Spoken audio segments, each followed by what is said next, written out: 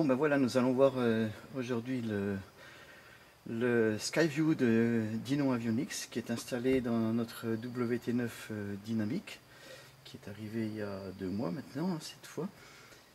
Et on va voir un peu comment fonctionne l'interface pilote instrument, quoi, entre le Skyview et le pilote. Alors pour communiquer avec lui, le pilote dispose d'un bandeau ici en bas où il y a 2 boutons. Donc un premier bouton à gauche, un joystick, et le même à droite. Et au milieu, on a 8 boutons à pousser, hein, en fonction de ce qui est écrit au-dessus dans les menus. On verra ça après. Alors pour ce qui concerne les joysticks, donc ce qui s'affiche au-dessus va dépendre en fait de l'environnement. Donc à gauche, comme on a le PFD qui est affiché, on a un bouton qui permet d'accéder à des menus correspondant au PFD. Et sur la droite, comme c'est la carte qui est affichée à droite, on a le menu map, enfin des informations concernant la carte qui sont affichées. Alors les joysticks, on peut les bouger soit vers le haut, soit vers le bas, soit vers la droite, soit vers la gauche, ou sur les 2 diagonales. Voilà, donc ça fait quand même déjà pas mal de possibilités. Ensuite, on a la possibilité de le tourner vers la droite ou vers la gauche pour modifier une valeur, hein. Dans l'exemple là, on voit la valeur ici qui se modifie, heading, et le bug, on verra après ce que c'est, heading qui se déplace sur la couronne des gisements, hein. Voilà. Alors, dernière possibilité pour utiliser le joystick, on peut également appuyer dessus pour sélectionner. Voilà. Dans ce cas-là, ça fonctionne. Bon, l'inconvénient de l'appui ou du clic sur le joystick, c'est qu'en vol, s'il y a des turbulences, c'est pas très facile de l'obtenir. Ok, donc on a 2 joysticks qui permettent d'agir sur l'interface pilote Skyview. Donc on verra celui de la carte plus tard, par la suite. Ensuite, on a un certain nombre de boutons ici en bas qui permettent d'accéder à des fonctions particulières. Le menu qui se présente là où il est indiqué PFD, Engine et Map, et à droite Tools et Screen, plus le warning qui clignote, hein, puisque le moteur n'est pas en route. C'est le menu principal du Skyview. C'est le premier menu utilisable. Les autres menus en dessous présentent toujours en première touche, sur le bouton numéro 1, Back qui permet de remonter d'un cran. Donc Back, ou on verra dans certains cas Exit. Donc si je rappuie sur Back ici, il n'y a plus de Back qui s'affiche. Donc je suis sur le premier niveau du menu de Skyview. Et il peut y avoir 2 à 3 niveaux, je crois, au total, au maximum, dans le Skyview. Alors on va commencer par le plus simple. Bon, c'est le Tools qui est ici, qui apporte quelques informations. Une première, c'est le main log, c'est le log de maintenance. À quelle date auront lieu les prochaines maintenances. Donc vous verrez que les dates ici sont largement dépassées. C'est simplement parce que ça n'a pas été mis à jour. Donc pour l'instant, nous ne l'utilisons pas. Donc on va l'enlever. Il est accessible bien sûr, mais les informations qui sont affichées ne sont pas utilisables. Deuxième chose, on a ici un timer. Donc c'est un chronomètre, hein, simplement, qu'on peut remettre à 0 en appuyant sur 0, bien sûr, hein. Donc là au-dessus, on le voit là au-dessus. Donc c'est un chronomètre qui va s'incrémenter. Donc si je veux le faire démarrer, ben, il suffit d'appuyer sur Run. Et dans ce cas-là, il commence à... Alors là, il compte à l'envers apparemment. Donc je vais le remettre... je vais l'arrêter. Voilà, je le remets à 0. Et voilà, là il va faire... Là il est vers le bas, donc il décrémente. Et là il est vers le haut, il incrémente. Donc on va déjà voir le chronomètre qui permet de mesurer un temps, hein, donc l'incrémentation. Donc là il est à 0, donc sinon je réappuierai sur le 0 ici. Et après il suffit d'appuyer sur Run pour qu'il s'exécute. Donc tant qu'il est actif, il va rester affiché là au-dessus à la place de l'heure locale. Ce qui fait que, bon, on saura que le chronomètre est en marche. Quand on veut l'arrêter, ben c'est simple, hein, il suffit de appuyer sur le run. Donc là, il s'arrête de compter et on peut le remettre à 0 en appuyant sur 0 et il revient à 0. Alors on remarquera que si je le fais démarrer, voilà, donc là il a démarré et que je reviens en arrière sur le menu principal, voilà, on voit que le chronomètre est toujours en fonction. Donc tant qu'il est en fonction, il va rester affiché là au-dessus à la place de l'heure locale. Donc je reviens dans mon Tools et dans mon chronomètre ici pour arrêter le chronomètre. Voilà, donc là il s'est arrêté et le remettre à 0. Donc ça c'est un chronomètre qui compte, donc qui incrémente le temps. On peut l'utiliser dans l'autre sens en décomptage, donc en décompte. Voilà, donc je l'ai mis sur Down. On voit là au-dessus que la petite flèche est sur le bas. Et on pourrait mettre une alerte, par exemple, toutes les 30 minutes pour que le pilote puisse envisager de changer de réservoir, par exemple. Ça peut être une option. Donc dans ce cas-là, on va modifier le temps qui est là au-dessus. Avec le joystick de gauche où il y a marqué min, là, il suffit de tourner et on va mettre 30 minutes. Voilà, 30 minutes. Ok, celui de droite permettrait de modifier les secondes. Bon, ben là, ça ne nous intéresse pas particulièrement. On va laisser 30 minutes. Donc ça c'est fait. Et cette fois, on lui dit, run, donc exécute-toi. Et à ce moment-là, il va décompter. Et quand il va arriver à 0, il va nous envoyer un message pour nous dire, ben voilà, je suis arrivé à 0.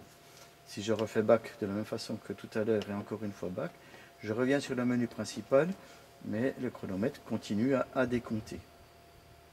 Voilà. Donc pour accéder au chronomètre, hein, c'est Tools, depuis le menu principal, Tools, ici, Timer pour chronomètre. Et puis là, bon, en imaginant que je veuille l'arrêter, je clique sur Run, le chronomètre s'arrête, je peux le remettre à 0, hein, ou bien au dernier enregistré, donc 30 minutes.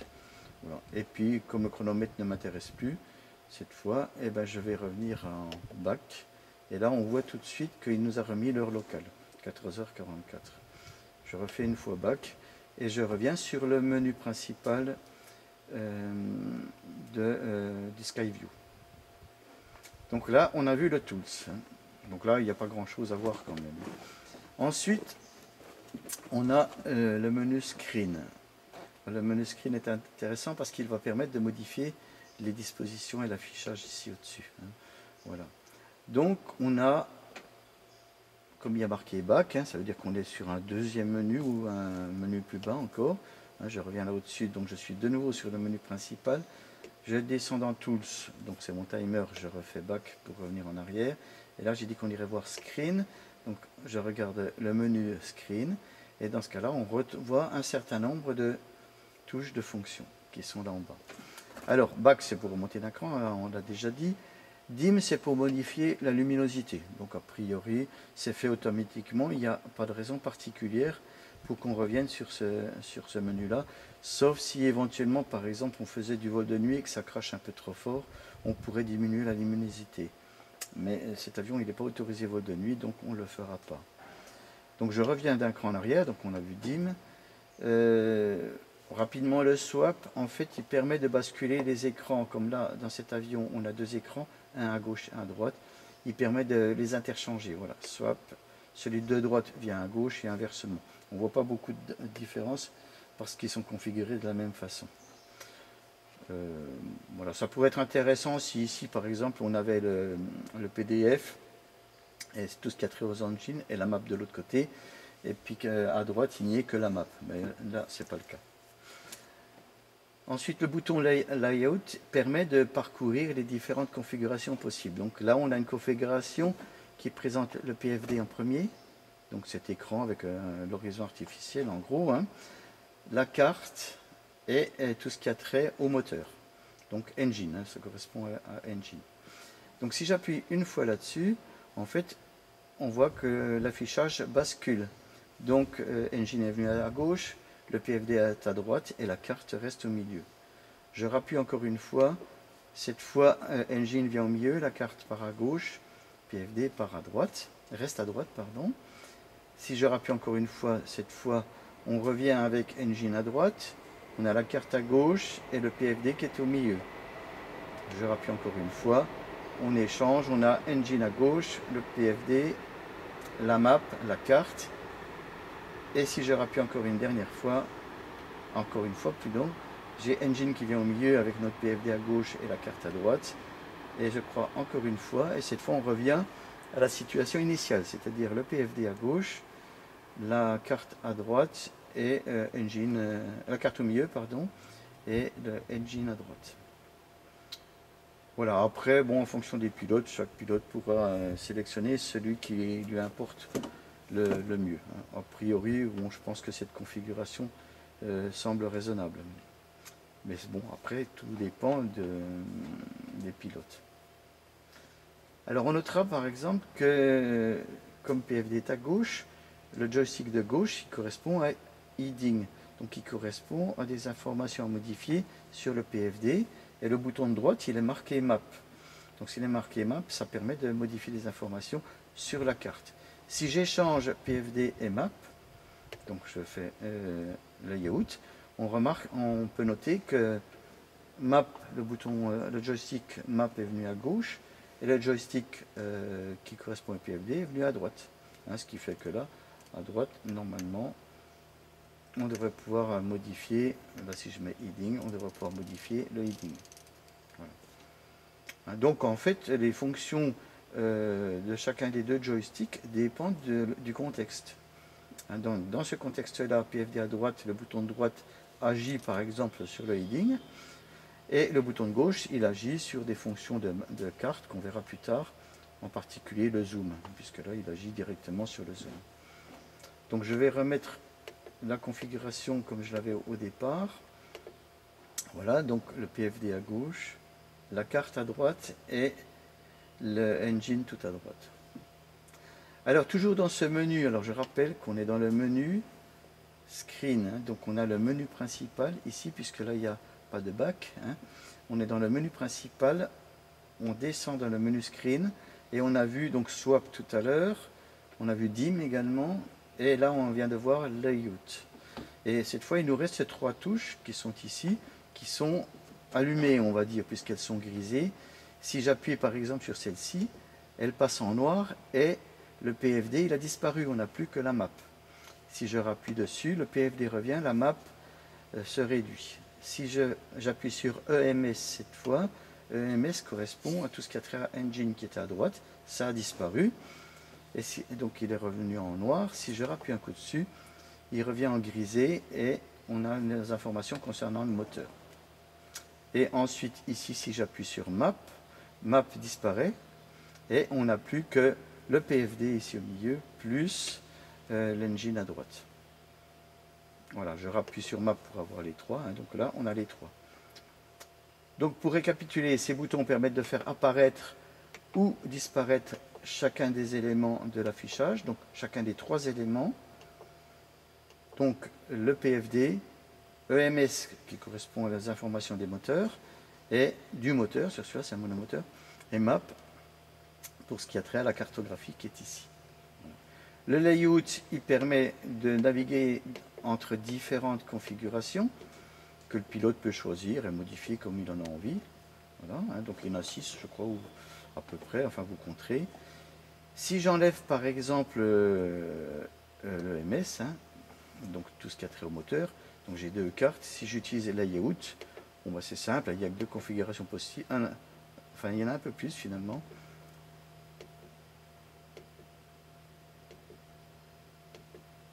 Voilà, là les deux c'est 50-50 en gros. Si je rappuie c'est 50%, 50% également. Et là c'est un peu plus, ça doit être 66% et 33%. Et là c'est 33% et 66%. Voilà. Et si je rappuie sur mon EMS, donc il va me rajouter mon engine à droite. Et là comme on n'est pas dans la configuration qu'on avait au départ, je rappuie sur layout pour revenir sur la configuration qui me plaît bien à moi, qui est celle où on a le PFD à gauche, la carte et plus le MS, donc les informations concernant le moteur. Voilà. Donc je rappuie sur Back pour revenir tout au début sur le menu principal. Donc on a fait en fait le tour du premier niveau de menu à partir de Tools et Script.